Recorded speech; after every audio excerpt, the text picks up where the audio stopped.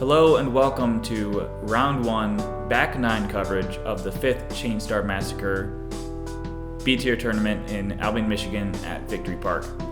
I am Kendra Mueller, again.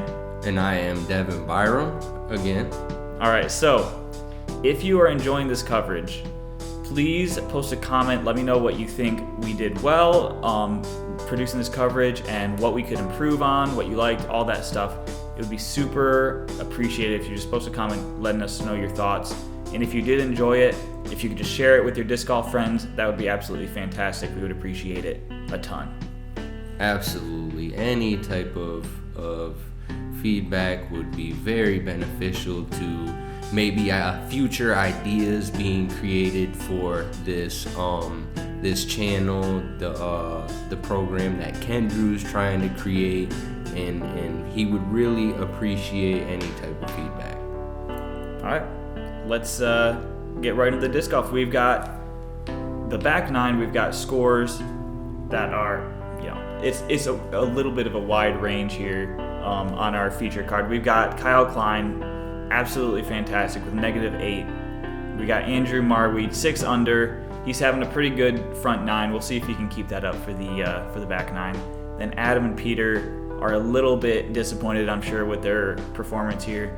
Not a ton of red on these the front 9 scorecards, but it's not as much green as they would prefer. Yeah, no, everybody probably feels like the first 4 holes should be easy birdies. The 5th hole should be an easy birdie. Actually, man, most of these holes are easy birdies for these guys. So absolutely, if they're not walking away with a card full of green, they're probably thinking about what they did wrong. Yep. But on that note, let's get right into hole 10 here. All right, so hole 10, par 3 here. We've obviously moved from the first section of this course into the more difficult back 9 here, starting with the water holes. Obviously, that's a lot of water. It's very intimidating to step up to this tee pad and see all this water. Usually there's a big headwind coming in from the left here, and that makes it very tricky to land near the basket. The most common play is to lay up to the left along that shoreline, and then just do a little approach up to the basket here. But you can also lay up to the right on those little islands to the right. But just keep it dry, keep it out of the water, and you should be in good shape.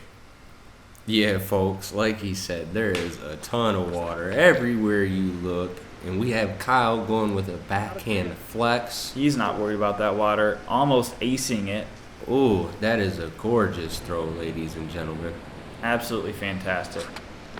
Marwede going with the forehand, absolutely taking the water out of the equation. Oh, and no, he actually hits the water and skips off the wall back into OB. I am so sorry about that, Andrew. One of the things to be said is the water is OB, but the wall plays as inbounds. And so even if you touch the wall, it's played as if you crossed over the wall. So Andrew skipping along the water and bumping into that wall, he will be able to play from across that water. And Adam with an absolutely fantastic, a safe drive. Kyle's obviously a lot closer, but Adam's definitely happy just to have a dry disc after watching his 2 other competitors. Yeah, this hole absolutely it's just a hard hole, folks. There's no straight line at the basket, however you look at it, and that water literally just gets into your brain when you see it. And if you do land long like Adam and Peter did, it is a death putt coming back because the basket is pretty close to that water. Yep, 9 times out of 10, most people will just try to lay it up because there's such a short space between that basket and OB after it. So they just lay up, take the easy par, and be happy that they stayed dry the whole time. Yep, but Adam and Peter both giving their disc some height, giving them a half bid, but still staying safe. See if Kyle continues his birdie streak here. Only missing 1 hole, hole 7. He's in good position for it.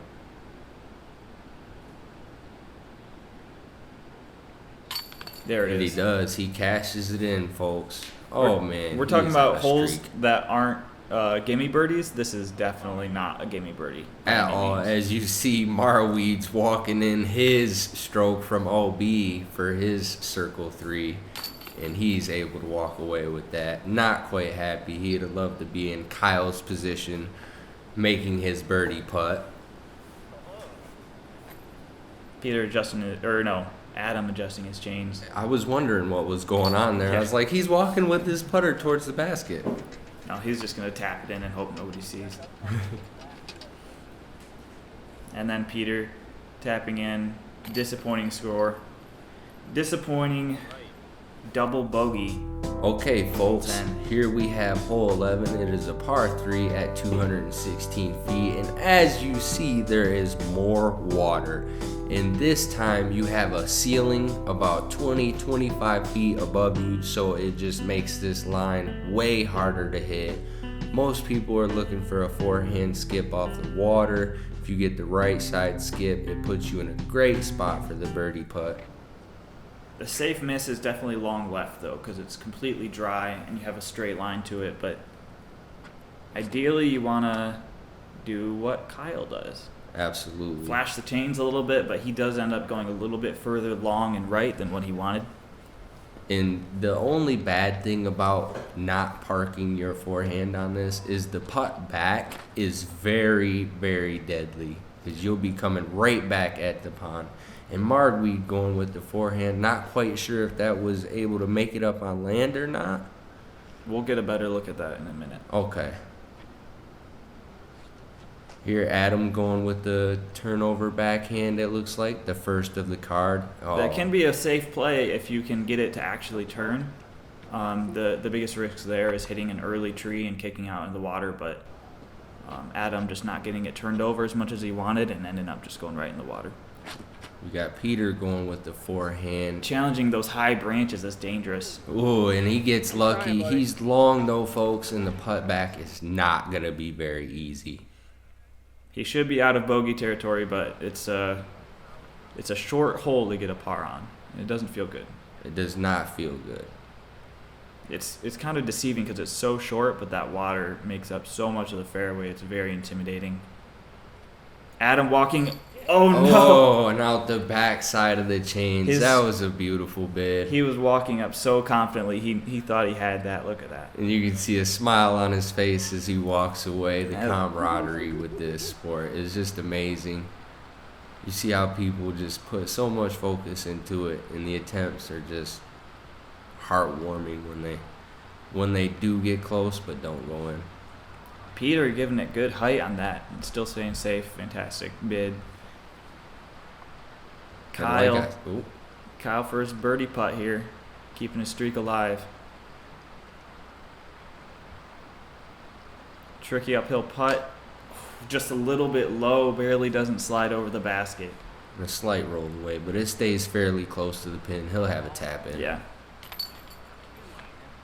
A little bummed out. His second par of the day, still bogey free, which is obviously always a good feeling, even on a course that it's not the hardest thing in the world to be bogey free. No, like you said, as we were coming into this back nine, this is where it gets tricky. Here they're talking about Andrew's disc. They're debating on whether or not it's actually inbounds, and obviously it's up to the card, and so his card mates actually gave him inbounds. Oh. They said it wasn't surrounded by water, that grass that is inbounds was above his disc. So there you go, folks. That's the answer to my question on the drive. Yep, so he gets his meter off the water and then taps in his easy birdie. And I bet you he's feeling happy about that one. Especially after his rough hole on hole 10. Yeah, that OB water, man, that will just change your mindset. Hole 12, the longest hole on this course, 990 feet. It's pretty much just 3 decently hard drives. You got your first drive that lands just past that road, just short of the lake. If you're doing the over the lake play, otherwise you can go to the left of the lake. But if you're going over the lake, you lay up just short of it, then throw just long around this telephone pole. And if you can land around the telephone pole or even further than the telephone pole, you'll have a pretty easy upshot into the basket. There used to be some more guardian trees around the basket, but just like that big tree on hole 5 that fell down, they've been removed in the recent months. All right, folks. This one here, you really have to get a good drive off the tee pad, but you don't want to juice it too far because there is that pond somewhere up there in front of them. I'd say about 360 feet. I think probably a little bit further than that, but it's definitely out there. Yeah. And unfortunately, I believe Andrew did find that water. Oh, he is going to be sad about that one, folks. Definitely not happy about it. Kyle laying up a little bit further to the left, which is the safer play. There's a little bit more room over to the left. That is actually, folks, the good play. If you have a big arm, that tree over there to the left side beyond the cart path is really the play. If you can get it over there, you have a great upshot into the fairway coming in on hole 10. And Adam will have a good indication of where Kyle is. Adam is just a little bit shorter than Kyle was, and so Adam will be throwing next, going over the lake or over the pond, a little bit to the left side of it, but fantastic result. Like, that's right around that telephone pole I was talking about. Yep, and you see, folks, that little beach right there. You want to make sure you get it over this. That stuff is literally a sand trap, and it's so hard to get a decent, powerful throw off of it. And it's deceptively far away. Like, this throw doesn't look like it's too long, but Kyle absolutely juiced that. He crushed that. Oh, man. The pond probably plays like 310, 320. And he absolutely just went beyond that. If you aren't right on the edge of the pond, most people don't even attempt to cross it. But obviously these guys are not mere mortals, so they don't struggle with the same things we do. Yeah, something that you don't really see in the video is that most of the times there is a wind that plays off the back side of the fairway. So when you're going to throw from the front side of the pond, most of the times you're dealing with a slight headwind, which makes it that much harder to get over. Peter ending up a little bit further than left than he wanted, but again, more trees were taken down, and so this fairway's a little bit more open than it used to be. And as you can see, a relatively routine hyzer to about 12, 15 feet of the basket. He's going to be happy with that. Absolutely. Easy putt all day. Adam trying to match that, maybe get a little bit more distance, but he actually ends up sawing it off a little bit more and ending up shorter and left. And that, folks, that will be a knee knocker. He has a little bit of distance between him and the basket. He'll need another putt just like hole 7 in order to secure the birdie here. Yup. Kyle leaving himself a little bit more than he wants to for his birdie putt. Especially after being so far up the fairway, like you can't not put it by the basket after throwing a throw like that. Andrew just leaving it a little bit short and left as well. Which is kind of hard to do on this hole because you do have trees on the left and right. Like Kendrew said, it is a lot more open. Trees have been removed recently, but there's still a big tree on the right Huge putt side. by Adam. Absolutely yes, fantastic great putt. birdie putt. And a lot of times that gets in your head when you're trying to drive up to the basket.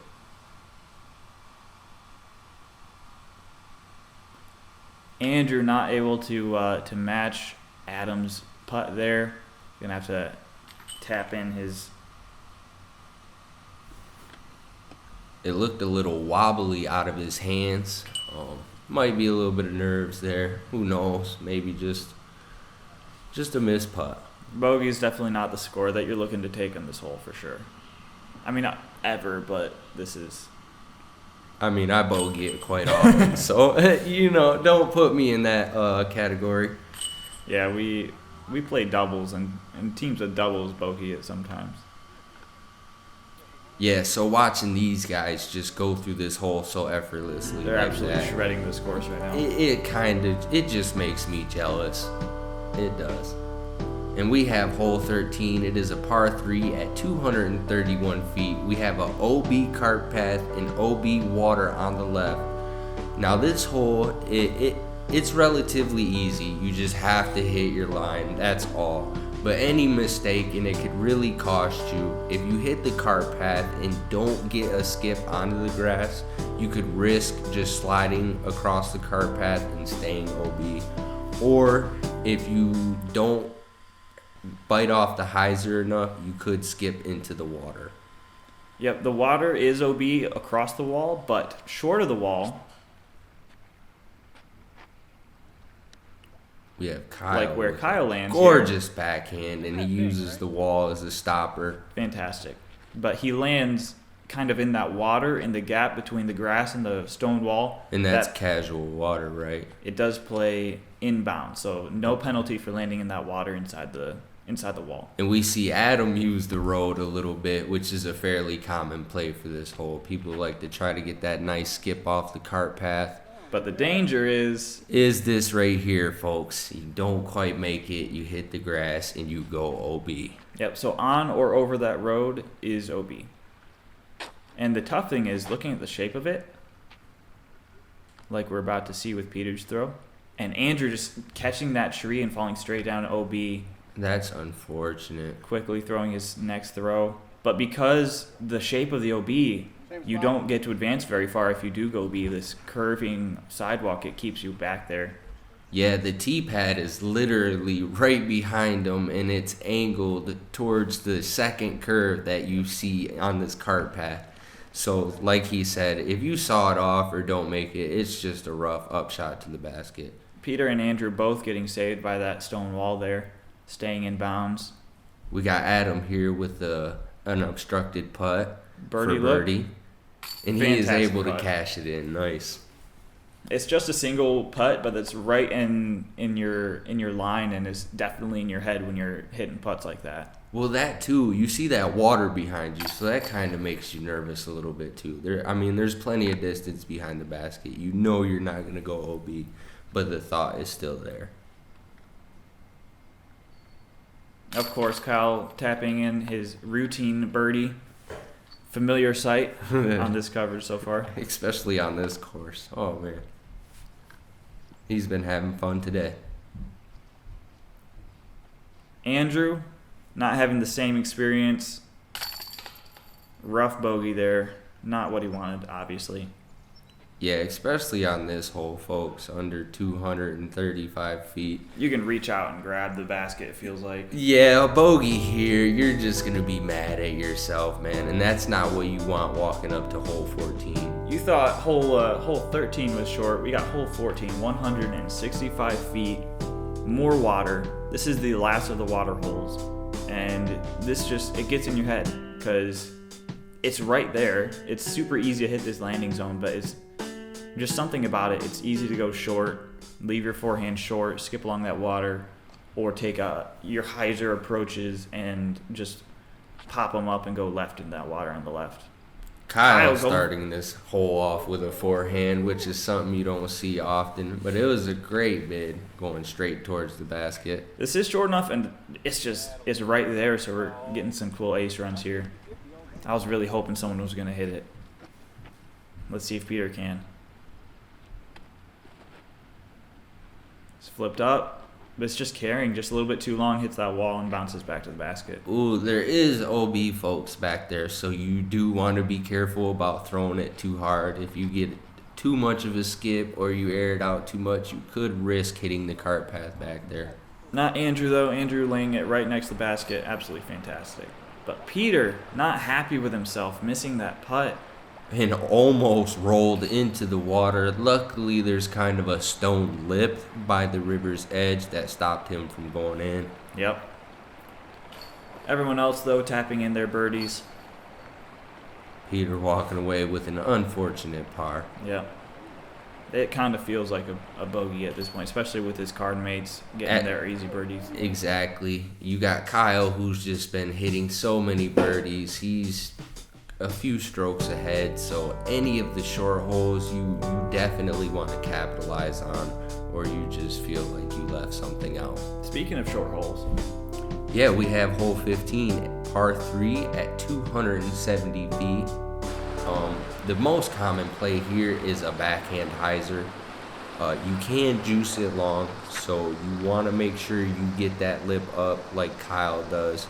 He gets a nice, beautiful skip, and he is parked. Absolutely perfect. Yeah, it doesn't get any better than that besides going in the basket. I've heard of a person in our league that actually aced this hole. Yeah, so this Who was is that? actually my first and only ace. Adam, leaving it a little bit short there. You don't want to be on that hill. It's not a good putt to have. But yeah, Devin, so your first ace.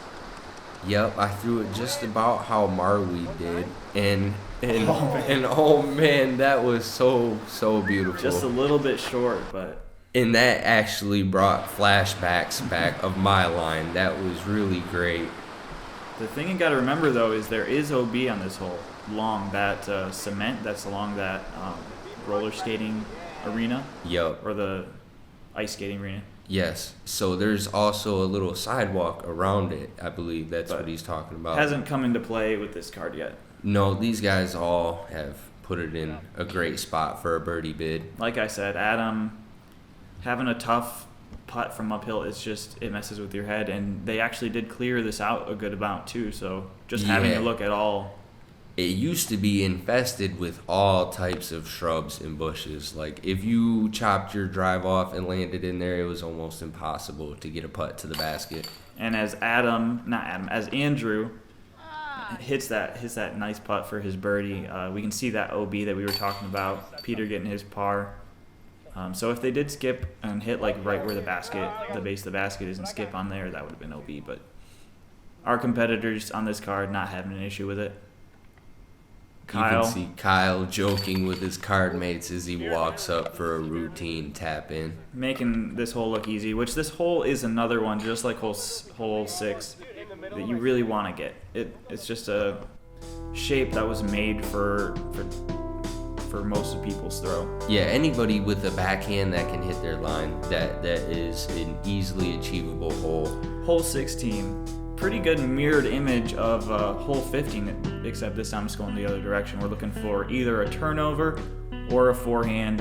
There are a few different plays to the right. There is a hyzer skip along the road, which we might see from one of our competitors. But yeah, it's pretty open. You just got to get it off the tee, going in the right direction, and you should have a look at the birdie. And we have Kyle actually lining up for a backhand flex, it looks like. A turnover. Yeah, okay. Oh, beautiful. And he actually gave the basket a run, folks. That is a very good throw. That was fantastic. Looks like he has about 15 left for his birdie bid. But the way he's putting, there's no way he's going to have an issue with that. Oh, that's a good night's sleep for him. Andrew giving a show to the people in the van. Not bothering him. He is in the zone right now. Oh, and it sticks about 10 feet away from the basket, folks. Almost slipped That's a underneath great the grass. forehand. It did. He It almost did. lost his disc in the grass. Here we get to see that other line I was mentioning. Yeah, Adam actually taking the hyzer route, and it looks like he pulls it just a little too far to the right. But he gets the craziest skip on He the road and then does. off the grass. Wow, folks, and he will have a long bid for birdie. He's been hitting these long putts, though, so you can't count Adam out. Yeah, he is. He's 2 for 2. It's wild. Peter hitting the line. An absolute money backhand, and he is just parked. That is amazing, folks. If you go on paper and write up how you want your drive to be on this hole, short of acing it, that's exactly what you're looking for. Exactly, every time. I Adam, wouldn't want it any different. Trying to give us a third long putt, but he just can't cash it in. Right off the front of the basket, folks. You see he was trying. Let's see Kyle continue this birdie streak here. Only missing 2 holes with pars. Yep, no doubt. And he does, man. He's keeping it alive right now. Wings to the sky, Kyle. Solid putting. We got Marwede, I believe, cashing in the birdie also. Yep, from his tombstone that almost slid underneath the grass entirely. And everybody here except Adam should have got relatively easy birdies. Yep. Unfortunately, he had that long bid. And it was still a great putt right off the front of the basket, but he wasn't able to convert. It is a risk and reward, that big hyzer play. It is. And most of the times people get it and they end up really, really close to the basket, but when you do miss, you see what happens. And we have hole 17, which is a par 4 at 600 feet. Now this, folks, this hole is an anomaly. There are just so many things that get in your way. But a good backhand anhyzer turnover shot is what you're looking for. If you can get it anywhere up in between these row of pine trees that we went past, you'll have an absolutely easy upshot into the green here. A good drive on this hole lands right by that amphitheater, like right out in front of it, and that'll give you a good, nice approach. Yeah, I forgot. These guys have way bigger arms than I'm used to seeing, so they're probably going to be out there in the middle of that field somewhere. Kyle hitting the last guardian tree in his way. He would have had a fantastic drive if he had just missed that last tree. And you see how tight that tunnel is, folks. There's just so much in the way. There is another play. We've got the roller play, which is pretty common. But Adam, his roller hits the sidewalk and just juts sideways, and he is way out of position. That is not where you want to be. And that, folks, is very unfortunate. Trying to battle those trees coming back in for your upshot is going to be hard. He might not even have a clean look into the green. We have Peter going with a relatively abnormal line. Maybe he just released the disc high. That's what I usually do on this hole, as I pull it up and high to the right there. Which actually he doesn't have a horrible angle, and Adam actually having the first picture perfect drive. Wow, folks, that was a crush. That's where you're looking to end it up. Absolutely. That good slight turnover with the backhand. Let's see what Andrew can manufacture from here. Oh, folks, that's just beautiful. He's parked. That's got to be one of the toughest First upshots. ever airbound flight tracker. Let's see that shot again. Through a tight window, forward skip right under the basket. Oh, man, you can't ask for anything better than that. Out of position to a pretty routine birdie. Incredible shot. Nice way to recover. Until you're out of position on this hole, it's hard to appreciate how intense that shot was. Ooh, all right, just barely avoiding the OB cart path. That is the only potential danger on this hole besides hitting the trees, is there is a small walking path that Kyle is just easily going over. Yeah, but this green is tough because those trees you see in the foreground, they do act as guardian trees to this green, so you can't really do the wide hyzer the way you want to. You kind of have to leave it a little bit short and hope for a good skip going up into the green. That, and as you see, folks, the ground kind of looks like as it does on the front nine, so again, that green is going to be a lot faster than what we're used to seeing on this back nine.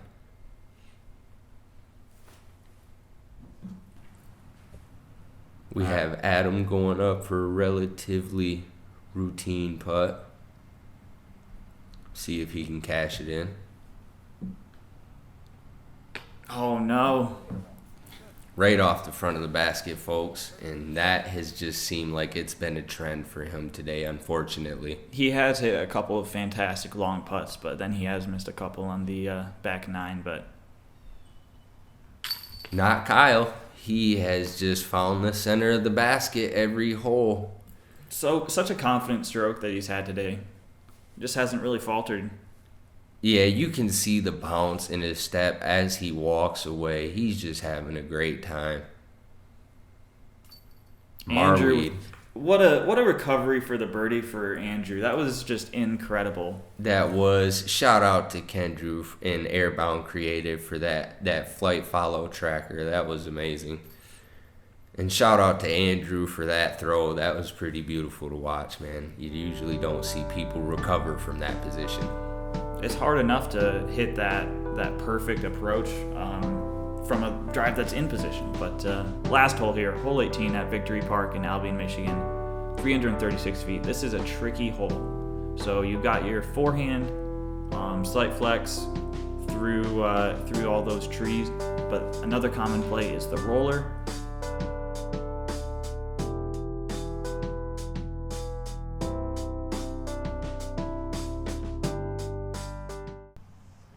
Marwede and Klein are both trying to get in position here. Klein starting with a roller. Doesn't quite look like he gets the angle on it. But I am completely wrong. He did, and he is in a great position for a birdie bid. I'm sorry, Kyle. No, don't underestimate Kyle's rollers, man. Man, I did, and I was wrong. Andrew not turning this over as much as he wanted, or maybe just aiming a little bit to the right, but catching that big pine tree, which is super common to hit. Especially going with the forehand. You see how tight that line is, folks. It is so hard to hit. Peter turning over a little bit too much, but he'll be in that safe position I was talking about, where he'll have a good approach for the par. We got Adam attempting a good roller on this hole. Just doesn't stand up. No, he doesn't quite get it to stand up like Kyle's does, and he'll have a long bid for his birdie look, but it'll be wide open. All right, folks, here is Peter's attempt. Rounding up our card with some routine approaches and then some tap-in putts. This shouldn't really give any of these guys any issues. It looks like Marwede's giving it a slight run. Man, and he flashes by the basket. That, folks, would have been strokes on folks for real. 18 is such a hard hole to get. Even though on paper it looks theoretically easy, Adam it is also not. giving a good run. Yes, that was Adam from long range. I would almost bet on that any day. Kyle with the only birdie attempt here. Round up his fantastic round. Look at that. Boom, folks. That right there is one for the books. Fantastic you feel round out. Great having that one. And so Kyle ending this round 16 under, only missing 2 holes, getting pars on 2 holes. There's a couple eagles he would have liked to have, but a near perfect round. Absolutely fantastic disc golf from Kyle. And like I said earlier, I didn't even realize the score was that high just watching it, because he made it look so easy, and it was incredible to watch. These guys are totally on a different level. It was super awesome to be able to record these guys playing. Yes, absolutely. I was playing also on this day, so I really didn't get a chance to see much of this coverage or see much of them guys playing in action. Kyle just made it look way too easy. He's definitely got me thinking about how I go out and play the course next time. Yeah, thank you for watching this. This concludes round 1 coverage of the 5th Chainstar Massacre. Super appreciate you guys watching this, and like we said, leave any feedback you have in the comments of wherever you see this video, and if you really enjoy it, share it with your disc golf friends. That would be super appreciated. Yes, absolutely, folks. Again, thank you for attending. Thank you for your time and watching. We hope you enjoy this content. Again, any feedback or criticism on how we're doing and how we have done things would be amazing. And just have a good day. Hopefully you enjoyed the video. Thank you. With that, we will see you in round 2. Stay tuned. Peace out.